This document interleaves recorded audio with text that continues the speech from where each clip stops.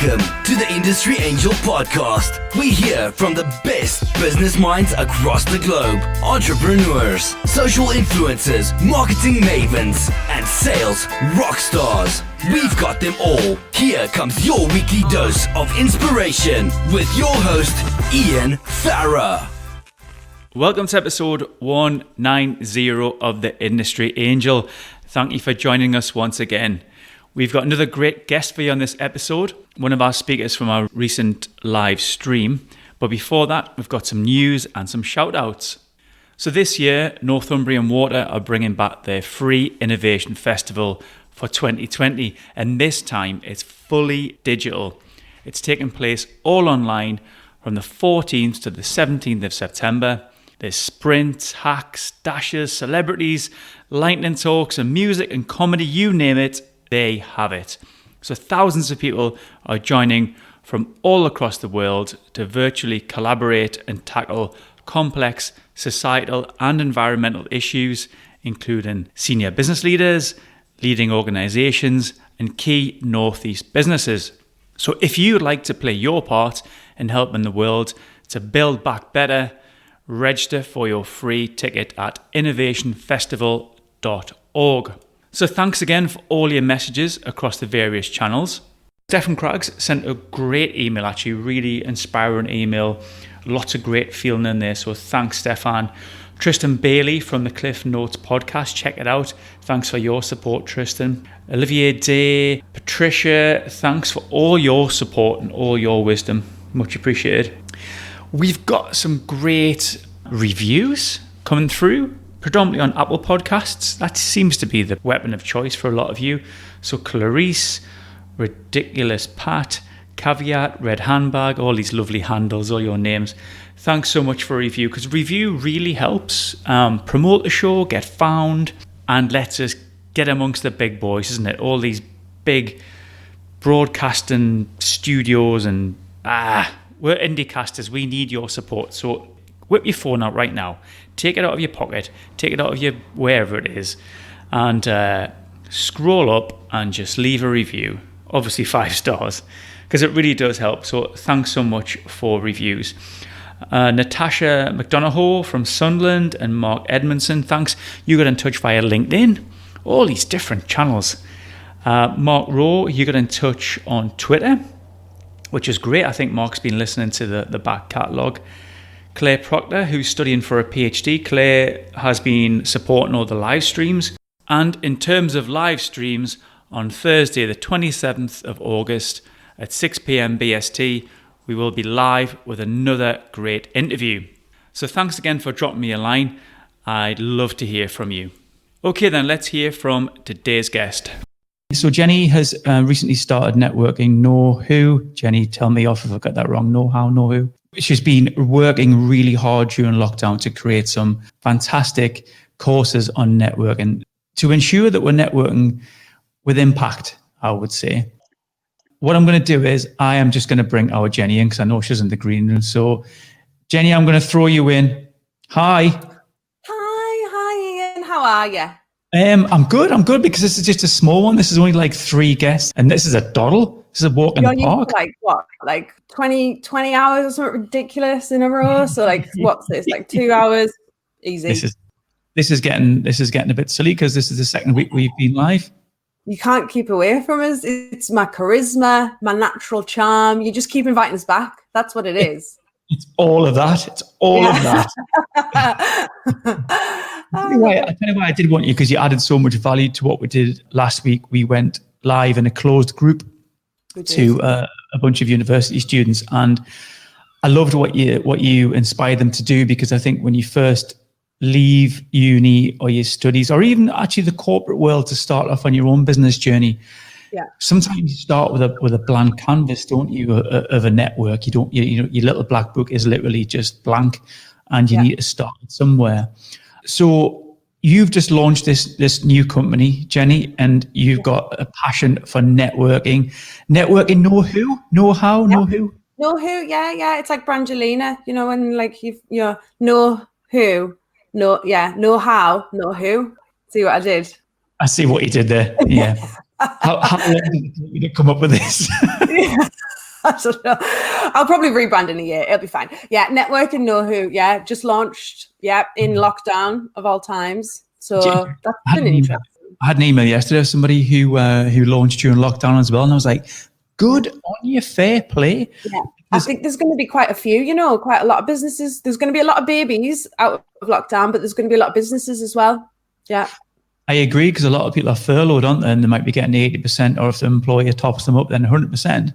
2 or 3 months at home, thinking about the little passion projects, and then next thing you know, So, what was speaking of passion? What was your passion then to start this? Where did you see a gap or some fire in your belly, Jeni, to say, right, I want people to get better at networking? Network, yeah. Well, to be honest, I kind of fell into networking by accident in Liverpool in like 2006 or something ridiculous. And I hated it. Like most people hate it at the beginning. I absolutely hated it. Hid in the bathroom most of the first event. And no one warns you about it. I think that's the biggest thing. No one tells you about networking. They just, you brought up on stranger danger, don't speak to strangers. And then you just thrown in a room full of them at a certain point in your career and expected just to talk to people. And it doesn't work like that. And I think over the last few years as well, especially with the adoption of technology, and we're so used to now communicating through screens, ironically, obviously, as we are now. But I think the idea of face-to-face has become even scarier for people. And that's not just young people coming out of school or university. I mean, I work with and help people like at all stages of their careers, at all age and all kinds of experience. And it's a terrifying thing. I think it's up there with public speaking. But networking is such a powerful thing for businesses, for individuals, for personal development, for, creating a diverse network of people that you can pull on, for support and information, and like the knowledge that you get from the relationships in your life. And networking is just like, it can be the difference between make or break for a lot of businesses, and especially startups and smaller businesses, as well as having a massive impact on people's careers and confidence levels. And it just, there's so many, I could talk about the benefits for ages, but I think for me, it came to a point where, so I had my first baby 10 months ago, and after maternity leave, so I had 7 months of maternity leave, and it was going back to work, and I loved my job before. I was really blessed to like really enjoy what I did, but networking has always been my passion. And this idea of, I'd ran networks in the past and I didn't want to go back to doing that. The lifestyle that comes with running a network's quite intense, and I think it wouldn't have fitted me now. It fitted when I was younger. It was great. It's a lot of early starts, late nights. It's very busy social, which is amazing. But I knew I didn't want to do that again at the stage I'm at now. So looking at what like my skill set was and my passions, and I really want to help others get the most that they can out of their networks. And that's where the concept of Networking KnoWho came from. And I feel like there's a gap there where there's not really anywhere that you can go to learn how to effectively and strategically, more importantly, network. So that's where the kind of the idea came from. And it's just blossoming so far, considering no one's allowed to go networking in person, which was a bit of a curveball. Considering that kind of happened the week or something that I decided, I went self-employed. It's actually going really good. And I think lockdown's creating different opportunities. I'm doing a lot of different things that I would have not necessarily had the time to focus on had it not have happened. So I'm trying to find the positives from it. But I think overall, yeah, so far so good. Anyway, Ian, touch wood. Yeah. I could hear the passion in your voice there. That was fantastic. I get irate when it comes to networking. I'm like on my high horse. I'm like, yeah, everyone needs to network. They should teach it in primary schools. They should teach it to everybody, these personal skills. Like, I think they should, because it doesn't make such a difference, especially to young people who are used to being able to hide behind their tech and their screens. They don't know how to look someone in the eye and have a conversation and build really meaningful long-term relationships. It's all like short-term, swipe, see you later. And that's where there's potentially going to be issues that are more than just business issues. It could potentially, lead to, and already is leading to, like social anxieties and a lot of different things. I'll go off on tangents, Ian. You need to rein me back in. You know what I'm like. I love that tangent, because I was thinking about my son Luke there, and Luke works in the barber shop, and he has done all the way through school, and now he's left school and he's going to become a barber. He has such a gift to be able to talk to people, and that's come from being around people constantly, and it just does not faze him, to walk. And I've done that from being little. Even Jessica now, the other day I went to a restaurant, and rather than me order for Jess, even though she told me what she was having, when the waiter came, I went, "Jess, and she just looked at us like, he's done it again." And I'll push to talk. Socialize, talking to strangers, and it's so important. You're right, Ian. Like the younger the better. And I think some kids are more naturally, comfortable speaking to strangers than others. But it's something that it's all from experience, and that only happens when things like getting a job when you're really young is like, it's a great way of learning, especially like public facing jobs. Like obviously you have to have conversations with people you've never met before. So learning how to hold small talk is such a skill, and it's not something that comes naturally to the majority. It didn't come naturally to me. So it's not something that just happens. You need to practice at it. Can you see me smiling here? Because I don't believe that. I'm not. No, honestly, I don't think it was a natural thing for me. I'm naturally more inclined towards being an extrovert in a lot of senses, but I think it's something that I did have to push myself, and I made a conscious decision, I think when I was quite young, to put myself in a position where I had to push those natural comfort zones that I had, and I'm really glad I did. So that's another great place to take this off at, because there'll be some people watching, there'll be a lot of people watching this on catch up, because obviously people are at work right now, and I want to kind of leave people with some takeaways. So there will be people who are quite introvert, or who think the networking's not really a thing for them. What can you give them to take away, to think of it? Have you got any techniques where you can help them through that angst? Yeah. Well, so I did some research not long ago on introvert and extrovert, and I found out loads, to be fair, that I didn't realize that no one's actually introvert or extrovert. It's a scale. And if you were one, you'd be crazy, and then but you're either more inclined towards one or the other. Everyone's a mixture. Everyone's an ambivert. And if you are more introverted, it just means that you get your energy from being on your own. So really, like a lot of people in a social situation can be quite overwhelming. That's why they don't tend to enjoy those kind of networking situations. So if you are more of introverted as an individual, look for networking events that are structured, so that you're meeting the same kind of people on a regular basis. It's more of that one-to-one. So things like speed networking would be a lot better suited to someone who's got those introvert kind of tendencies, whereas extroverts who get the energy from being around people really enjoy the open networking, where it's a lot of different people that they can chat to. It's high energy. They really enjoy that. So by knowing like how you feel and where you're more comfortable, because networking is all about consistency. It takes 3 times of meeting someone for them to remember who you are and what you do. I think with digital, it's probably closer to 5 times, just because you don't get the same feel for someone when you meet them remotely. You can't, you can't smell them. It sounds really weird, but you can't smell them, get a feel for their body language, that kind of thing. So it's harder to make an impact on someone remotely. So physically meeting someone, it takes 3 times for you to meet them and keep meeting them. Remember who they are and what they do, especially if you network a lot and meet a lot of people. So I spent a year in Liverpool as a full-time networker. So I was going to like 5-6 events a day. And obviously I met a lot of people. So the more you network, the more people you meet, the more times you would need to meet someone to remember who they are and what they do. Unless they've got like tattoos on their face and like crazy pink hair or something, then it's all about consistency with networking. So if you go to an event that you are so uncomfortable in that it to the point of you will not go back, then it's not going to work for you. So it's finding events that are either, and the scale of being either structured or informal is a really good indicator. So if you are introverted, I'd say go structured.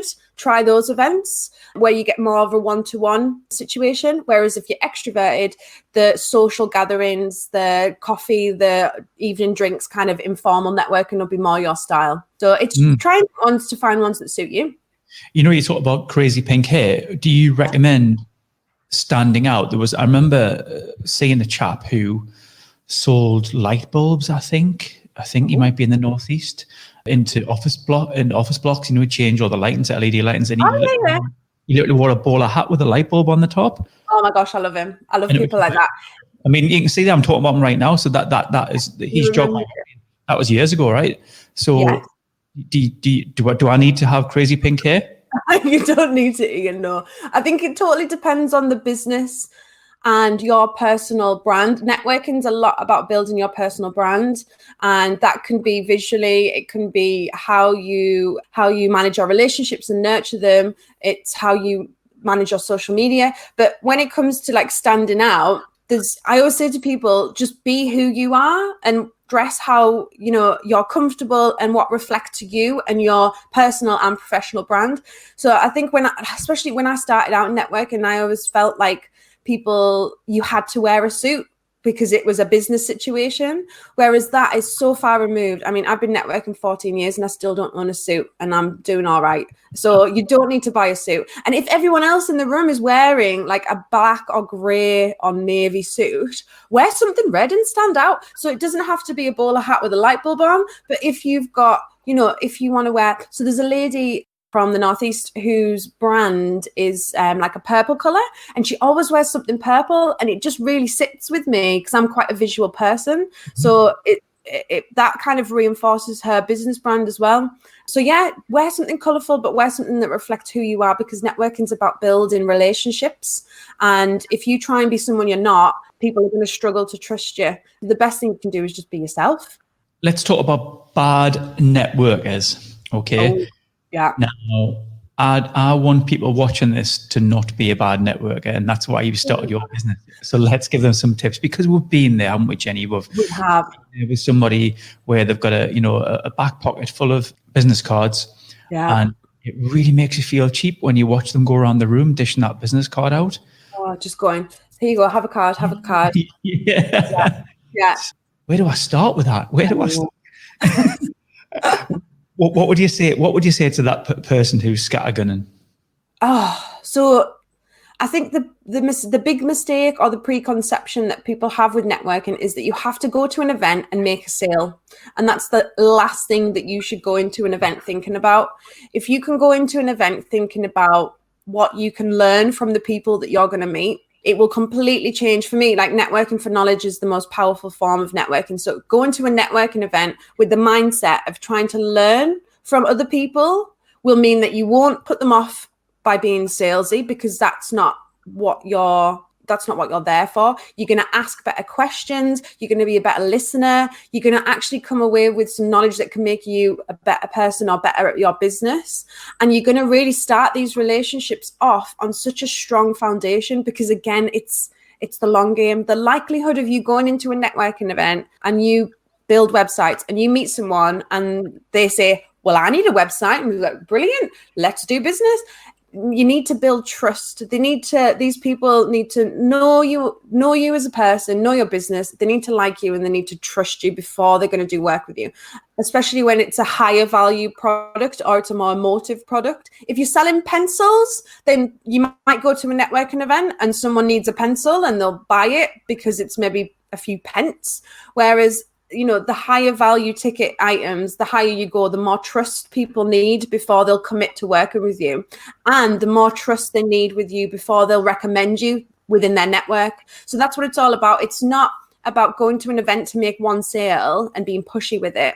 It's about going to an event, learning from people, building relationships, and, they grow from there. And that's when the referrals come in. And it's about raising your personal profile and building your brand as an expert in your field, so that when someone needs your product or service, you're the first person that they think of and the first person they'll recommend, because they'll trust you to do a great job.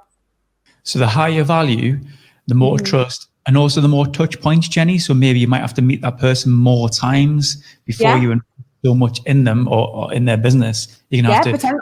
So thinking about then, do we need to pick an event that's regular, like say monthly, and just say, right, I'm going to commit every month to that event for the next year or something. And, after 2 or 3 months, if it's not for them, to move on. But if it is good, you're going to have to say, look, I just need to regularly attend that event and build up that trust. Is that how it works? It can be. So I do a lot of networking strategies for businesses and individuals.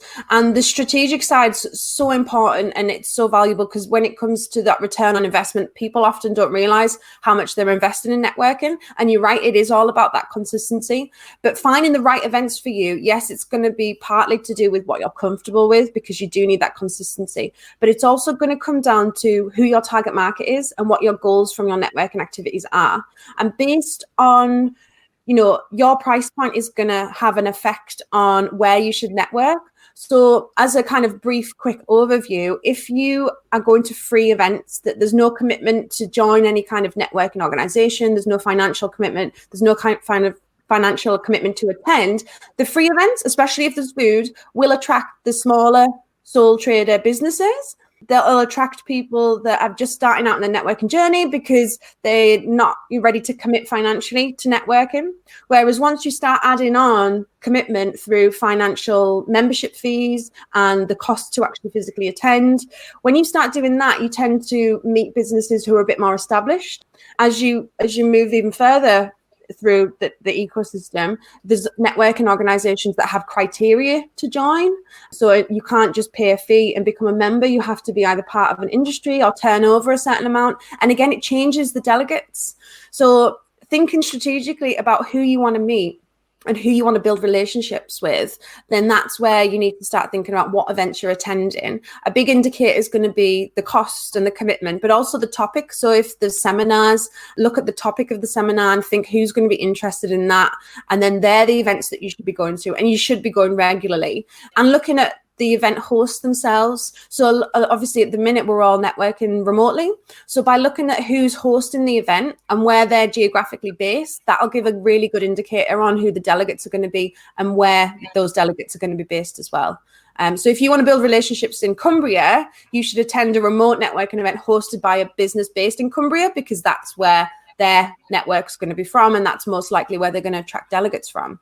And in the same breath, if you want to speak to people who are in manufacturing, you should attend events hosted by businesses within that industry or on the topic of manufacturing, because then they're going to attract manufacturing businesses. Does that make sense? Along this discussion, you mentioned something about small talk. How do you start a conversation?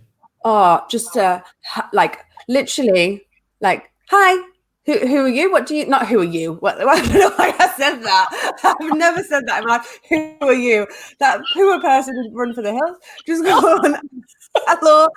You know what? I'm out of practice, Ian. It's been that long since lockdown. I don't know what I'm doing anymore.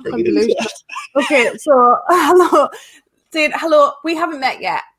What do you do? What do you do is a really great just starter point. When it comes to small, look at you, you've lost it now. I know. Who are you? You think I'm 5 years old and on the school ground or something? Will you be my friend? Don't do that at a networking event, people. Don't do that. Yeah. So we haven't met yet. What do you do? Asking people what they do. Asking for, I think a lot of it comes down, small talk's always good when it's questions. Focus on asking questions and really listen to what people are saying to you in return. If you ask someone a question and then you're looking away while they're talking to you, rude. So really try and listen to what they're saying. Ask people, try and get out of them. A really good one's why are you here? Why do you come networking? Are you looking to meet anyone specific? And then it's almost looking for opportunities to help that person. So through making introductions or, passing on information or other events that you know about that might be of value to them. Networking's about adding value to others because then they'll want to add value to you in return. So asking questions with the idea of how you can be of value, to add value to them, that's a great place to start, really. Yeah. I think something that I've spoke to people about who are quite nervous is getting there a bit earlier. So they're kind of first in the room rather than getting there and there's 100 people and it looks a bit daunting. Yeah, massively, massive. If you can get that early, it eliminates that walking into a room full of strangers issue, which is terrifying. But it also gives you a great opportunity to speak and build a relationship with the host of the networking event. So people often overlook the hosts, but they're actually the most connected people in the room, and it's their job to make sure that you get the most out of their event as possible. Who are you? Straight up the host. Hey, who are you? What are you doing here? Who are you? who are you? What do you do? Yeah, just go up to them. That's what you should do. Don't do that. No, but just introduce yourself. If you've never been to their networking event before, introduce yourself. Let them know that it's your first event with them. And it's their job to make sure you enjoy the event and introduce you to people and make introductions. So tell them the kind of people you're looking to meet and what you're hoping to get from the event. And the next time you go there, it's just continuing to build that relationship with that host in a polite way. Well, that's a really, really good point. I hadn't thought about actually engaging with the host and befriending them. And actually, when you do that, the host might say, all right, okay, so what do you do? And vice versa, yada, yada, yada. Oh, actually, what you need to do is speak to Jeni, speak to Sarah, speak to Tony, because they're... Matchmake. Exactly. Fantastic. Yeah. Top tip. Do we hang around where the coffees are and like schmooze a little bit? Like, hey, how you doing? If you're in that limbo place, when you finish one conversation and then you look around and you're like, oh, and the first instinct's always to get your phone out. Don't do that. Do not get your phone out, because that tells everyone in the room that your phone's more important and no one's going to come and talk to you when you're on your phone. So just put it away. Just throw it away somewhere.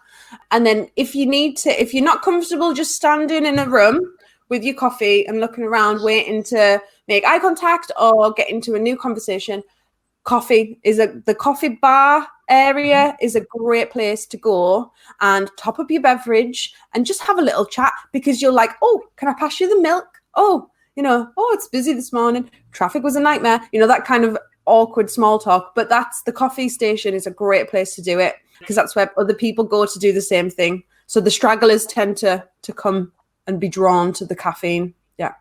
Right. I get there early. I'm standing there, got my coffee in my hand. Yeah. This guy is like 2 meters away. He's not on his phone. I'm not on my phone. We're both British, staring at each other. What do I do? You painted a really scary picture there. I know. Well, that's what happens, isn't it? That's exactly what happens. You've got to remember that everyone at a networking event is there to network just like you are. And if you see someone on their own, they're probably more scared than you. So make sure that you smile at someone. I know it sounds crazy, but if you shoot someone a little smile and be like, hi, who are you? Not do who are you? Hi, nice to meet you. Like, oh, is this your first event? Do you come to these? Not do you come here often, but do you come to a lot of networking events? What is it you do? And then just go from there and then start with the conversation and the questions. And then similarly, if you're in a conversation with someone and it's kind of died down a little bit, look out for anyone else that stood on their own and welcome them into your conversation, because they'll be so glad that someone saved them from being stood on their own. They'll think you're fantastic. And it's a great way of starting off any new relationships by being helpful. That's good. I'd be nervous because I've got a really weird smile. It looks like something's... Let's have a look. Oh, the eyes went intense there. I can't smile. It's awful on photographs. I'm just deadpan all the time. Oh, is it like Chandler when he does the... Yeah, I need a stand-in smiler. Right. You maybe practice that a little bit then. I need to. Okay, there you go. This has never, ever happened to before, has it, Jeni, when you've been networking and someone's done to you? How do you kind of give them the heave-ho? So, it's often getting out of a conversation is harder than getting in one. And you get people that are probably so scared of that limbo that they'll just chat to you and then they will not leave. So a really good way of getting out is to welcome someone else in. So by welcoming someone else into the conversation, you can then bow out and say, oh, I'm just going to go and get another cuppa and then just leave. I'll let you two chat. Listen to what they've said. And if there's someone else in the room that you already know that they could potentially be either mutually beneficial or they've got some interests in common or their businesses would be complementary, not just welcoming any random person into a conversation, but actually taking them and introducing them to someone when you know that there's going to be potential value there is a fantastic way to then get out of the conversation. If you can't do any of that, excuse yourself to go and get a coffee. If that doesn't work, excuse yourself to go to the bathroom. That's like last point of call. But if you do either of those, you need to make sure you do it, because if you turn around and you say, oh, I'm just going to go, excuse me, it was really nice to meet you. I'm going to go and get another coffee. I'll chat to you later. Enjoy the rest of the event. And then you turn around and start just talking to someone else, then that makes you look rude. So if you're going to say you're going to go. Yeah. But again, remember, everyone's at the networking event to network. So more often than not, they probably want to chat with someone else as well, but they're just more scared and awkward than you. So if you can help them by making those introductions or welcoming someone else into chat, they'll think you're fantastic for it. And you've done them a favor as well. I remember going to some event and I was talking to some chap and I thought we're getting on great, right? Maybe we weren't, because he just said, okay, well, what I'm going to do is I'm going to leave you here. That was great. I enjoyed the conversation, but I'm here to try and meet as many people as I can. So I'm just going to move on now, if you don't mind. And off he went. I was just a bit like, oh, all right. That was a bit like... That was a bit abrupt. That seems a bit abrupt. Yeah. It's learning to read that social situation, and that comes with time and experience, and it's something that's really difficult to just do because we naturally don't want to offend anyone either. I would say though, it sounded like he was quite, I want to meet a lot of people very quick, whereas networking, I often think if you can go to a networking event and have 2 or 3 great conversations and really get to know the businesses, the people, and understand what they're doing and what they're about, then that's a massive success. Don't try and meet 20, 30 people, talk to everyone in the room. It's calm down. It's not that urgent, So he was maybe just in a bit of a rush. He was very strategic, very like he had a mission. He was on a mission. Yeah. Yeah. Let's talk about business cards. I remember being in China and they tell you like to hand it over with 2 hands, take the card and read it. And that was something always stuck into me, because whenever someone gives me a card, I always make sure I take the card and I read it and, turn it over and kind of, and then talk back to them and say, all right, okay, you're Jeni Smith. And you tell them who they are and what they do, kind of thing, back at them. Yeah. Is something yeah. That's a fantastic way of doing it. I think it's a funny one, and I don't know what's going to happen with business cards. It's like handshakes moving forward. Post-lockdown, I think it's going to be very different. I don't know. It's a funny one. Over the past few years, I think a lot more people are inclined to connect on social media when they meet rather than exchanging business cards. But I like a business card. I like to feel the quality of the card, and it's something tangible. I'm quite old school like that. I like a business card, but no, it's the same. It's often being respectful, because someone's obviously had that designed and printed. So being respectful, it's a showcase of their business. And I like that repeating back to them what they do, like chatting to them about it kind of thing. And it's, if you've got like a couple of pockets in your jacket or what have you, have a pocket for new business cards and have a pocket for yours, so that when you go to give yours to someone else, you don't give away one that you've just got and you end up like all over. So keeping them in separate places is a good idea as well. And then dropping people an email after is always good, or connecting with them on LinkedIn, but personalizing it.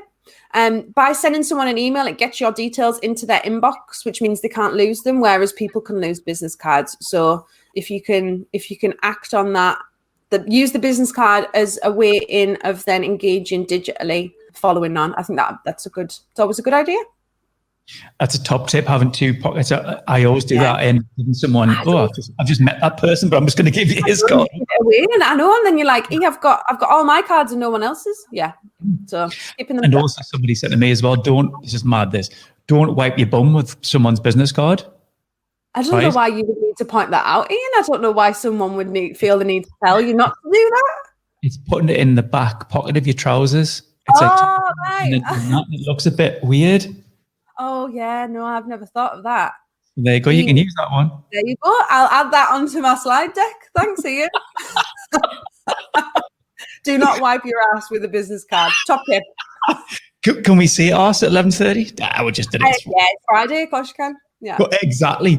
Here's a question from Bryn. Look what Bryn does here. So Bryn, the gin man who we've just had on there, he takes his 3 bottles of gin to network events and he plonks it on the table and just walks off.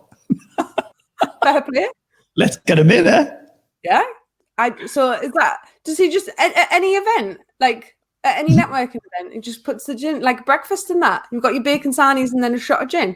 Mm-hmm. To be fair, anyone, like, it means that people can taste it. And for him, I think that makes sense for his brand and his business. It's one of those that it's like, it's hard to get people into a restaurant that they've not been to before, but once they've been and experienced it and tasted it, they're more likely to go back and say, yes, Bryn, yes. Yeah, I mean, as long as the event host is fine with it, there's not any regulations around alcohol or anything, then it's your way of sharing the gin love, I guess. Yeah. 7:30 start on the gin.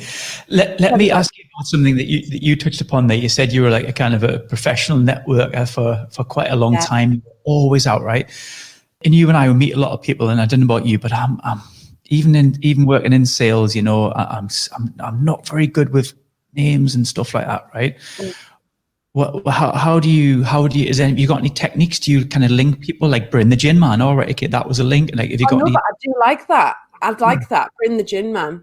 So I'm off. I'm really good with faces, but I'm terrible with names. And my husband's the opposite. Luckily, he's great with names, but I mean, it doesn't help me in a work situation, does it? But someone told me once that if you say someone's name 3 times, it goes into your brain, but you've got to be looking at them when you do it. But don't like stare at them and go, Ian, Ian, Ian, because that's just really weird. But if you meet someone and they say, oh, my name's Ian, nice to meet you, I'll be like, oh, nice to meet you, Ian. So Ian, tell me about your business. What do you do? And they're like, oh, well, Ian, when you said before, and like just drop it in, you know, as long as it feels comfortable and natural. Don't, if it's like, you know, like Ian, creepy. But if you can look at while you're having a conversation with someone and say it 3 times, then that helps, apparently. I try that. If not, I do a lot. Well, not anymore. I'm getting older. It doesn't work. But I used to do a lot of hun. Hiya, hun. How are you? You know, when I was younger and wilder. A lot of that. Or if you see someone at a networking event, say, oh, have you guys met? And then just stop. And then they'll introduce themselves. Yeah, that's always a good one. But that you've got to be strong on that one, because it's your natural instinct. You want to go, this is and then you don't remember. So if you're strong and you go, yeah, oh, have you met before? Oh, and then just shut up. And then powerful, then so people know How to Win Friends and Influence People. Dale Carnegie, 1936. It was published. It's still relevant today. And what he said is, there's no sweeter sound than the sound of your own name. So when people do use your name, it is really powerful. It is quite endearing as well to people who've said that.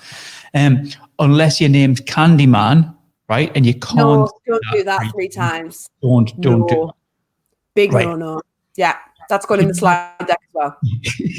You know, sometimes when you meet somebody and like, I always do this. So like, where do we know each other from? And like, is that rude? No, I do that. I feel, have you ever, it's like when you're a kid and you see your teacher in the supermarket and it's seeing someone out of context, especially if you used to see them at a specific like networking event or in a certain office block, and then you see them somewhere else and you're like, oh, I know you and I don't know where and I don't know why. But probably more than 50% of the population feel that way. So if you say it, just go, oh, I know you and I don't know where from. And then they'll probably feel the same way, to be fair. And like, oh, tell me what you do again. And then they'll tell you, and it's fine. As long as you're honest with it. If you try and blag it, then it usually comes across worse. I've tried. Yeah. Is it rude if you know someone from the swimming pool and when you bump into them, you say, yeah, I normally see you without your clothes on? Yeah, you're usually a lot less stressed than this. That might be a bit awkward. Right. I can't say I've been in that situation before, Ian. So I've never had to use that line, but maybe just say, I don't usually see you here, then leave it at that. You don't have to go into the details of nudity and exposing oneself. Yeah. But Friday, we're allowed to be a bit. It's fine. Listen, before we go then, you taught upon starting the business, you know, during the pandemic, and I don't want to use the word pivot because people keep telling us off for using the word pivot, but it's a thing, right? It is a thing. Well, people are saying it's too cliche and everyone's pivoting, but you know, I've pivoted. I mean, I'm doing a lot more of this live streaming into, you know, as opposed to audio. I'm going audio visual. We're all learning stuff. And I think you told me a little bit about your Udemy courses. So talk a little bit about that. Yeah, because that was part of my pivot, Ian. I'm happy with the word pivot, diversification, whatever you want to say. Pivot reminds me of that episode of Friends with the sofa anyway, which makes me happy because that was fun. It's Ross so trying to get old. over You don't realize how old Friends is now? No, but it's out again on Netflix now, so I think the youngsters might appreciate it if they've seen it. My Anyway, daughter's. he says the word pivot a lot. That's like basically it. So yeah, I've been doing, like, same to you, I've been doing a lot and I've been learning a lot, which has been brilliant. So originally my business plan was to do a lot of in-person training and consultancy for creating strategies. But then with lockdown happening, I've had to pivot, and now I've been doing a lot more video and remote training. So the remote training came first, and then on the back of that, I've invested in some like video software and now like upskilled myself and taught myself how to use that. And I've been doing pre-recorded pivot. Yes, see, Laura gets it.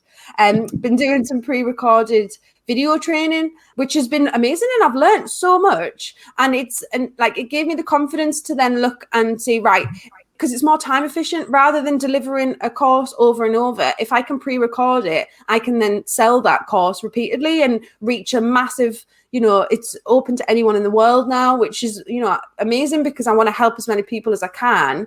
So I've launched a pre-recorded online training course on how to network remotely. So it's all about how to network through digital events, and it goes through all kinds of stuff. And I've created like worksheets. So even though it's delivered online, it's like really interactive, and there's quizzes in there, and it's, it's trying to be really fun and engaging. And obviously I'm like cartoon character most of it because I'm talking about networking, but I've, so that's just gone live not long ago. So next week, though, I'm telling you, next week it's going to be on sale for 5 days. So I'm like, don't buy it now. Wait till next week, and then you'll get 50% off. So I'll be pushing that next week, because so Udemy is like its own little Google, I guess. And the more students you have and the more reviews you get, the more visible it is. And because mine's a new course, I want as many people to go on as possible so that others can see it. So I'm allowed to offer 50% off, but only for 5 days. So I'm going to do that on Monday next week, because I've got time next week to be able to push it out to people to make sure that the word is spread. So so that's exciting. And I'm already planning, I want to do networking for beginners, and then I want to do a strategic networking for people that have networked for a long time, but they want a strategy. So I'm going to create a full academy, Ian. It's just a very exciting time. Well, where can we find that course? If it's going to go live on Monday in terms of the 50% off, how do we grab it? Tell people. If you go onto any of my social medias, so my name's obviously Jeni Smith. So if you just search that in Twitter, it's spelled a bit weird, so it comes up quite quick. Similarly on www.networking KnoWho, but it's with one W. So networking KNOWHO.com. Fantastic. Thanks, Ian. Thanks for letting us know that. Well, you know what it is. We've done 40 minutes, so you've done 40 minutes of great content. So you've got to have a minute to Thanks. Oh, you're a dream. Push the right hook out. Right, there you go. Have I had fun? I've had a great time. Yeah, it's been lovely as always. I don't want to go. I've got to have to go and do some work now. Actually, I've got another podcast at 12 o'clock, so I'm going to have to get my butt in the gear. So thanks so much for your time. Thanks for dropping so many value bombs. And we're going to create this as a podcast. We're going to chop this up as an audio podcast. So this will be going out for the Industry Angel. Amazing. Thanks so much for having us, Ian. Have a lovely weekend, and I'll speak to you soon. Jeni. Bye. Reezy's. There she goes, our Jeni. Thanks so much for watching. That's the end of our broadcast.